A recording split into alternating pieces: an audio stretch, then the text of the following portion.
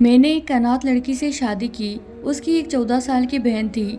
मेरी पत्नी के साथ उसकी बहन भी विदा होकर चली आई थी, लेकिन उसकी बहन पूरे दिन मेरी पत्नी के साथ चिपकी रहती। मुझे उस पर बहुत गुस्सा आता, क्योंकि वो रात को भी हमारे कमरे में ही सोती थी। एक दिन मैंने अपनी बीवी पर गुस्सा किया और जब रात में उसकी बहन कमरे में आई तो जबरदस्ती उसे दूसरे कमरे में बंद कर दिया और फिर कमरे में वापस लौट आया तो जान निकल गई, क्योंकि वहाँ तो अपनी शादी की रात में जब कमरे में आया तो बहुत खुश था। मैंने मुंह दिखाई के लिए कीमती तोहफा खरीदा था, लेकिन एक प्यार भरा तोहफा भी लिया था जो मैं गजरे खरीद कर लाया था, क्योंकि मुझे पता था कि लड़कियां ऐसे तोहफा पाकर खुश हो जाती हैं। जैसे ही मैंने अपने कमरे का दरवाजा खोला तो मैं चौंक गया। सामने का नजारा बेहद डरावना था। मेरी बीवी की 14 साल की बहन उसके साथ चिपक कर बैठी हुई थी। वो लगातार रो रही थी। यह रोना कोई सामान्य रोना नहीं था, वह तो लगातार रोए जा रही थी। मुझे देखकर मानवी परेशान हो गई थी। उसने अपनी बहन को डांट कर चुप करा दिया था। मैं आगे बढ़ा और बोला, मानवी क्या हुआ इस बच्ची को? इसकी तबीयत तो ठीक है ना? मानवी ने कहा, जी ठीक है, ये तो बस यह सोचकर परेशान है कि मैं अपनी नई जिंदगी शुरू करने जा रही हूँ, तो उसका क्या होगा। मेरा मन दुखी हो गया था। मैंने आगे बढ़कर अमायरा के सिर पर हाथ रखा और कहा कि तुम चिंता मत करो। अगर तुम मानवी की बहन हो तो तुम मेरी भी बहन हो। तुम हमारे साथ इसी घर में रहोगी। मानवी, तुमने यह बात अमायरा को नहीं बताई थी क्या? उसने कहा, महेश, इसको बता चुकी हूँ, लेकिन बच्ची है ना, उसे यह बात समझ में नहीं आ रही है। जैसे जैसे समय बीतेगा तो अपने आप समझ जाएगी। मैंने सर हिलाया तो मानवी डरते डरते बोली, महेश, एक बात कहूँ? मैं मुस्कुराकर बोला, मानवी, तुम्हें इजाज़त लेने की ज़रूरत नहीं है। उसकी बात सुनकर मुझे एकदम से झटका लगा था। वह बोली, महेश, क्या मैं अमायरा को अपने साथ सुला लूँ? जब तक यह संभाल नहीं जाती तब तक मेरे साथ सो जाया करेगी। यह माँ पापा के देहांत के बाद बेहद संवेदनशील हो गई है। जरा जरा सी बात का टेंशन लेकर बीमार पड़ जाती है। मेरी अभी नई नई शादी हुई है। मैं कहाँ अस्पताल के चक्कर लगाती फिरूंगी। मैं मानवी की बात समझ गया था। मैंने कहा, ठीक है मानवी, तुम दोनों बहनें इस कमरे में सो जाओ, मैं दूसरे कमरे में चला जाता हूँ। मानवी उठकर मेरे पास आई और बोली, मैं हमेशा आपकी एहसानमंद रहूंगी। आपने मुझ पर बहुत बड़ा उपकार किया है। मेरी आपसे विनती है कि आप घर में किसी को पता नहीं चलने दीजिएगा कि आप दूसरे कमरे में सो रहे हैं। आप चिंता ना करें, जल्द ही हमारा इस घर से परिचित हो जाएगी और फिर अपनी जीत छोड़ देगी। मैं मुस्कुराकर कहा, मानवी, तुम्हें उदास होने की जरूरत नहीं है। मैं तुम्हारे हालात समझता हूँ। वैसे भी मेहमान कल तक वापस लौट जाएंगे, फिर हम तीनों ही तो इस घर में रह जाएंगे। इतना कहकर मैं डरी सहमी अमायरा की तरफ देखा और बाहर चला गया। मैं मानवी को तसल्ली दे आया था, मगर खुद को तसल्ली कैसे देता। मेरे मन में बार बार यही आ रहा था कि क्या अमायरा इसी तरह हमेशा मेरी खुशियों के बीच बाधा बनी रहेगी। मैं भलाई करके अपना ही नुकसान तो नहीं कर डाला, लेकिन मैं बहुत कोशिश करके अपने मन से सभी नकारात्मक विचारों को निकाल डाला। मैं जानता था कि बच्चे ऐसे ही होते हैं, वह स्वीकार नहीं करते कि उनका कोई परिचित किसी और से भी बात करे। इसीलिए मैं अमायरा का बहुत ख्याल रखने लगा था। वह एक मासूम सी डरी सहमी सी लड़की थी। वैसे भी मुझे ऐसे बच्चों पर बहुत दया आती थी। मैं सोच सोच कर चिंतित हो जाता था कि न जाने इन्होंने अपनी ज़िंदगी में क्या क्या सहा है जो वह ऐसी बन गई है। अमायरा की तुलना में मानवी का व्यक्तित्व तो बहुत जानदार था। वह जिंदगी के उतार चढ़ाव का मुस्कुरा कर मुकाबला करती थी। हमारी शादी को पूरा एक हफ्ता हो गया था, लेकिन अमायरा अभी भी मानवी के साथ ही सोती थी और मैं दूसरे कमरे में पड़ा रहता था। मैं कुछ दिन रुककर अमायरा के लिए एक स्कूल बैग लेकर आ गया था। किताबें तो नहीं लाया, क्योंकि मुझे नहीं पता था कि वह किस क्लास में पढ़ती हैं। जब मैं घर पहुंचा तो मानवी घर के कामों में व्यस्त थी, जबकि अमायरा चारपाई पर बैठकर अपनी बहन को देख रही थी। मैं चेहरे पर मुस्कान लेकर अमायरा के बगल वाली कुर्सी पर बैठ गया। जब मानवी ने मुझे देखा तो वह डरकर मेरे पास आकर खड़ी हो गई थी। उसके चेहरे पर चिंता के भाव झलक रहे थे। मैंने उसे नज़रअंदाज किया और अमायरा से बात करने लगा और बोला, अमायरा देखो, मैं तुम्हारे लिए तोहफा लेकर आया हूँ। अमायरा मुझे देखकर रोने लगी और भागकर अपनी बहन के पीछे जाकर छुप गई। मुझे बड़ा आश्चर्य हुआ कि आखिर वो ऐसा क्यों करती हैं। वह हमेशा अपने आप को इस तरह क्यों छुपाती रहती हैं। लेकिन मुझे नहीं पता था कि जब मुझे अपने क्यों का जवाब मिलेगा तो मुझे कितना बड़ा झटका लगेगा। मेरा पूरा व्यक्तित्व हिलकर रह जाएगा। मैं उठकर खड़ा हुआ और बोला, अमायरा बेटा, इधर आओ, मेरी बात सुनो। मैं तुम्हारे लिए तोहफा लाया हूँ। मेरी आवाज़ सुनकर अमायरा डरने लगी थी। मैंने सवाल भरी नज़रों से मानवी की तरफ देखा तो वह मुझे बहुत गुस्से से कहने लगी, महेश, आपकी बहुत मेहरबानी होगी। आप मेरी बहन से दूर रहे। आप मेरे पति हैं, लेकिन अमायरा के लिए गैर मर्द हो ना, इसीलिए आप उसे आवाज़ न दिया करें। मुझे मानवी की बात बहुत बुरी लगी थी। मैं तो अमायरा को अपनी छोटी बहन समझने लगा था, लेकिन मानवी का व्यवहार बहुत परेशान करने वाला था। मुझे भी गुस्सा आ रहा था। मैंने कहा, मानवी, अगर तुम्हें अपने और घेर का इतना ही ख्याल है तो तुम अपनी बहन को एक गैर मर्द के घर लाई ही क्यों हो। इतना कहकर मैं दरवाजा जोर से बंद करके घर से बाहर चला गया था। मुझे रह रह कर अपने कठोर व्यवहार पर शर्मिंदगी हो रही थी। अमायरा मुझ पर जबरदस्ती तो थोपी नहीं गई थी ना, जो मैं मानवी को ऐसे ताने देने लगा था। वह तो मेरी पूर्ण सहमति से मेरे घर आ गई थी। घर में हम सिर्फ 3 ही लोग थे। इससे पहले तो मैं घर में खामोशी और सन्नाटे का राज था। 5 साल पहले ही मेरे माँ बाप का देहांत हो गया था। उनके गुजर जाने के बाद जिंदगी ने मुझे कड़ी धूप में लाकर खड़ा कर दिया था। घर की सारी जिम्मेदारी मुझ पर थी। मैं कुंवारा था और घर में अकेला ही रहना था, इसीलिए कोई काम वाली भी मेरे घर पर काम करने के लिए राजी नहीं होती थी। तब एक दोस्त ने मुझे शादी का सुझाव दिया, इसीलिए मैंने अपने रिश्ते की जिम्मेदारी भी दोस्त पर ही डाल दी थी। मेरे दोस्त ने ही मुझे बताया था कि उसके परिचितों में एक अनाथ लड़की है जो दहेज में सिर्फ इनाम ही लाएगी। मैं हैरान हो गया और बोला, किस तरह का इनाम? उसने बताया कि मानवी की एक छोटी बहन उसके साथ घर आएगी। तुम उसकी पढ़ाई लिखाई खाने पीने पर जितना भी पैसा लगाओगे वह इनाम के स्वरूप में तुम्हें मिल जाएगा। फिर लड़कियों को जवान होते समय ही कितना लगता है, उसकी शादी करके विदा कर देना। मैं खुले दिल से तैयार हो गया था, क्योंकि मैं भगवान की कृपा से इतना कमाता था कि आसानी से उसका खर्च उठा सकता था। लेकिन मुझे क्या पता था कि अमायरा एक अजीब तरह की बच्ची होगी। वह तो मेरे गले की ऐसी हड्डी बन जाएगी जो ना उगली जा सकेगी और ना तो निकली जा सकेगी। लेकिन मैंने कुछ दिन और धैर्य रखने का फैसला किया और मैंने तय किया कि किसी भी नतीजे पर पहुंचने से पहले देखूंगा कि अमायरा के व्यवहार में सुधार होता है या नहीं। देर रात जब मैं घर लौटा तो मैं होटल से खाना भी ले लिया था। मैं जानता था कि मानवी मुझसे बहुत नाराज होगी। मैं उसकी नाराजगी दूर करना चाहता था। मैं घर के दरवाजे पर खड़ा था, तभी मेरे कानों में अमायरा की आवाज़ गूंजी थी। वह कह रही थी कि मानवी, क्या अब तुमको तलाक मिलेगा? तुम मेरे साथ वापस चली जाओगी, जहाँ सिर्फ तुम और मैं रहेंगे। किसी तीसरे की मौजूदगी बर्दाश्त नहीं करनी पड़ेगी। मानवी एकदम गुस्से में बोली थी, अपनी बकवास बंद करो अमायरा। तभी अमायरा की हंसी की आवाज़ आई थी। फिर वह बोली, अब तो घर में तुम्हारा खड़ूस भी पति नहीं है, अब तो मुझे मेरे असली नाम से पुकारो। अमायरा की बात सुनकर मैं हैरान रह गया था। क्या अमायरा का कोई और नाम भी था जो मुझसे छुपाया गया था? लेकिन क्यों मेरे दिमाग में इतने क्यों जमा हो गए थे कि अब जब मुझे घुटन होने लगी थी। मैंने दरवाज़ा खोला और घर में दाखिल हुआ। जब मानवी ने मुझे देखा तो वह दौड़कर मेरे पास आई और बोली, महेश, आप कहाँ रह गए थे? मैं आपकी फिक्र में चिंतित हो रही थी। मुझे यह देखकर खुशी हुई थी कि मानवी के चेहरे पर नाराजगी का नामो निशान नहीं था। हम दोनों बातें कर ही रहे थे कि अमायरा एक बार फिर से रोने लगी थी। वह बोली, मानवी, तुम इस आदमी से बात मत करो, ये मुझे गुस्से से देखता है। तुम्हारा पति गंदा है। मानवी ने शक भरी नज़रों से मेरी ओर देखा था। मैंने अपनी सफाई दी और कहा, क्यों अमायरा बच्चे, मैं क्यों आपको घूरने लगा? मानवी बोली, महेश, मैंने कहा भी था कि आप मेरी बहन से बात मत किया करें। इतना कहकर वह अमायरा को हाथ से पकड़कर कमरे में ले गई और मैं आंगन में इतना सा मुंह बनाकर खड़ा रह गया था। कुछ न कुछ तो गड़बड़ जरूर थी। मैं तो इन सबको अमायरा का बचपन समझ के बैठा था, लेकिन यह तो कहानी कुछ और ही थी। मेरे दिल में शक का बीज उग चुका था और मैंने सोच लिया था कि अगर मैं मानवी के साथ सख्ती करूँगा तो वह खुद ही अपना राज खोल देगी।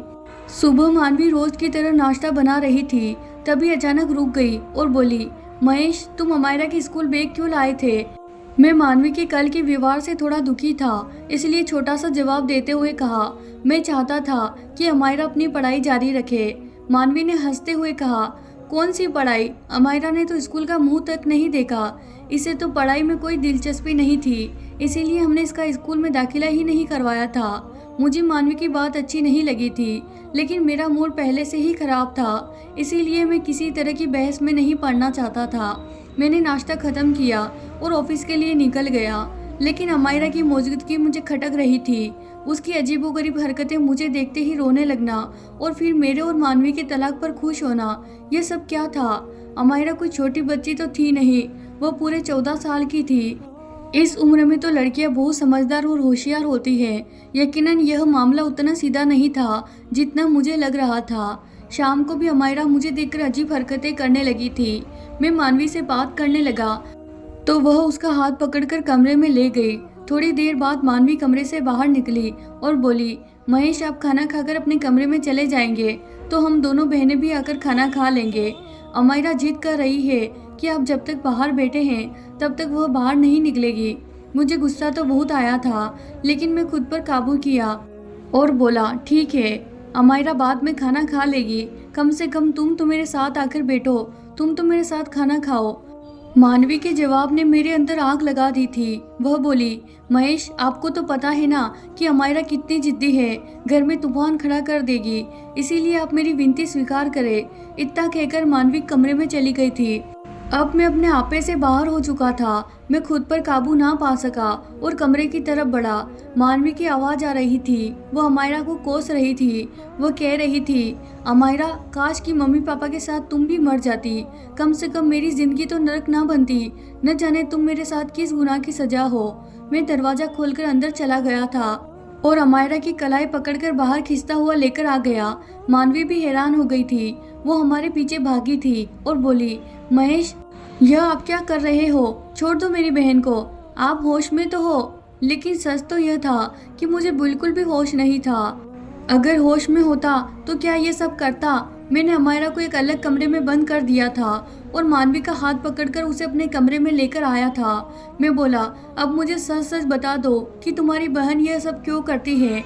मानवी का चेहरा पीला पड़ गया था। वह लगातार रोती जा रही थी। वह बोली, आपको भगवान की कसम है महेश, मेरी बहन को छोड़ दो। वह बहुत नरम दिल की है, वह डर के मारे मर जाएगी। वह मेरे बिना एक रात तो क्या, एक पल भी नहीं गुजार सकती। मैं चिल्लाकर बोला, क्यों? आजकल के छोटे छोटे बच्चे भी अपनी माँ के बिना रह लेते हैं।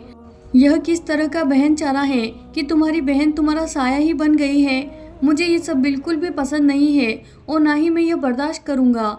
मैं मानवी की ओर घूर कर देखा और कहा, तुम अपना यह रोना धोना बंद करो।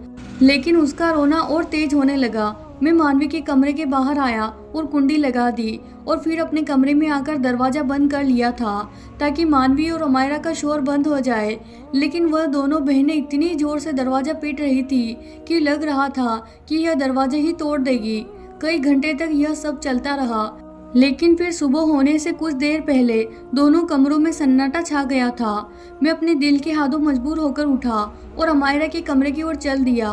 मैं उससे माफी मांगकर मानवी के पास ले जाना चाहता था, लेकिन जैसे ही मैंने दरवाजा खोला तो मेरे पैर जंजीर हो गए थे, क्योंकि वहां तो एक लड़का बैठा था। मैं आगे बढ़ा तो वह मुझे देखकर चौंक गया और फिर से रोने लगा था। मैंने उसे डांटा और कहा, मेरे सामने अब आंसू मत बहाना, नहीं तो मुझसे बुरा कोई नहीं होगा। मुझे बताओ तुम कौन हो?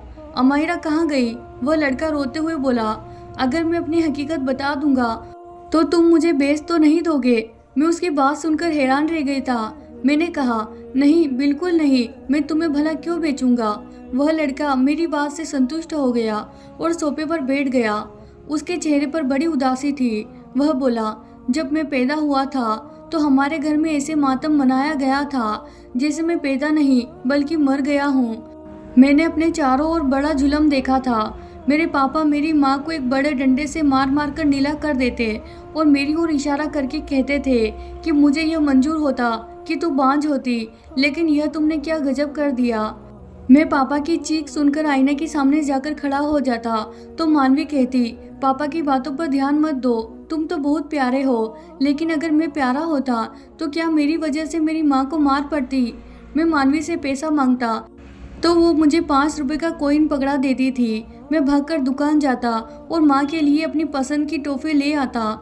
मैं वह टोपी माँ के मुंह में डालकर कहता, माँ गोली खा लो, आराम हो जाएगा। माँ मुझे गले लगा लेती और फूट फूट कर रोने लगती थी। मैं छोटा था, मेरे उम्र के लड़के खेलते थे, जबकि मेरा खेल में दिल नहीं लगता था। मैं सारा दिन घर में रहकर अपनी माँ की रखवाली करता था ताकि मेरे पापा फिर से मेरी माँ को मारना ना शुरू कर दे। लेकिन मेरे रोकने के बावजूद हर दूसरे तीसरे दिन माँ नीली नीली हो जाती थी। मैं अपने छोटे छोटे हाथों से माँ का बदन दबाता था ताकि उन्हें आराम हो जाए, लेकिन वो अपना दर्द भूलकर मेरे छोटे से हाथों को अपने होठों पर लगाकर चूमती जाती और रोती रहती। मेरी माँ कहा करती थी कि मुझे मार से तकलीफ नहीं होती, मुझे तुम्हारी इन हरकतों से बड़ी तकलीफ होती है। मेरा कलेजा छलनी छलनी हो जाता है। जब माँ के पास कुछ पैसे जमा हो गए तो वो बाजार जाकर मेरे लिए एक साइकिल और एक गेंद और एक बल्ला लेकर आ गई थी।